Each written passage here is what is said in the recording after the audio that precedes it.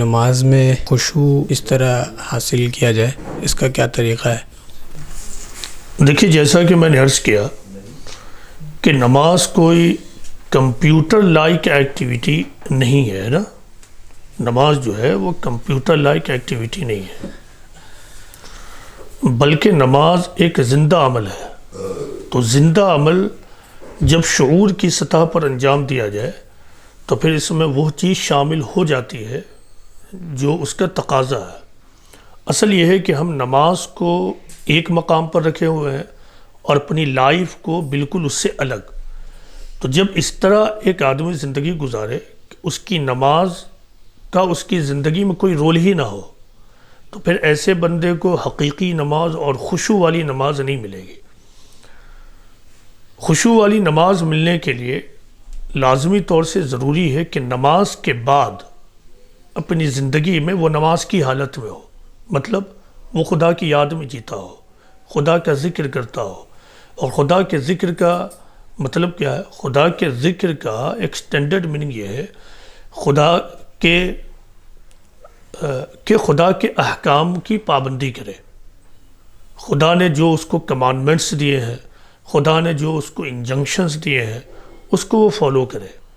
تو جب ایک آدمی حقیقی زندگی میں یعنی نماز کے باہر والی زندگی میں خدا کے حکموں کی پابندی کرے گا اور اس کا اہتمام کرے گا، تو یقیناً جب نماز کی حالت میں ہوگا تو وہاں وہ حقیقی معنوں میں خدا کو یاد کر رہا ہوگا.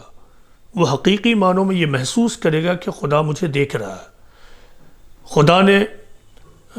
خدا نے یہ حکم دیا ہے کہ حقیقی نماز یہ ہے کہ آدمی نماز کی حالت میں بھی، نماز کے بعد بھی نماز کی حالت میں ہو. یعنی یا ایھا الذین آمنوا اذکروا اللہ ذکرا کثیرا وسبحوہ بکرۃ واسیلا. یعنی اے ایمان والو، اللہ کو کثرت سے یاد کرو اور صبح و شام خدا کی تسبیح کرو. تو یہ اللہ نے حکم دیا ہے. لیکن ایک بندہ ہے جو صرف 5 ہی وقت روٹین کے انداز میں نمازیں پڑھتا ہے. اللہ تعالیٰ نے یہ حکم دیا ہے کہ تمام انسانیت کے ساتھ ہمدردی کا معاملہ کرو. لیکن نماز کے بعد جب ایک آدمی اپنی ڈے ٹو ڈے لائف میں پہنچتا ہے تو وہاں اس کے سینے میں دوسروں کے لیے کوئی ہمدردی موجود نہیں ہے. اللہ تعالیٰ نے یہ حکم دیا ہے کہ ایک طرف تم اپنے آپ کو دیندار بناؤ، دوسری طرف تمہارے اوپر ذمہ داری ہے کہ تم دعوت اللہ اور شہادت الناس کی ذمہ داری ادا کرو، یعنی تمام انسانیت تک اس پیغام کو پہنچاؤ. لیکن جب ایک آدمی خدا کا بندہ نماز سے باہر آتا ہے تو اس کو اس بات کی فکر نہیں ہوتی ہے. قرآن و حدیث کی تعلیم یہ ہے کہ سچے بندے کا سینہ دوسروں کی نفرت سے خالی ہوتا ہے، لیکن نماز سے جب باہر آتا ہے تو اس کا سینہ نفرت سے بھرا ہوا ہوتا ہے. تو یقیناً جب وہ نماز میں پہنچے گا تو اپنے اسی مائنڈ کے ساتھ پہنچتا ہے.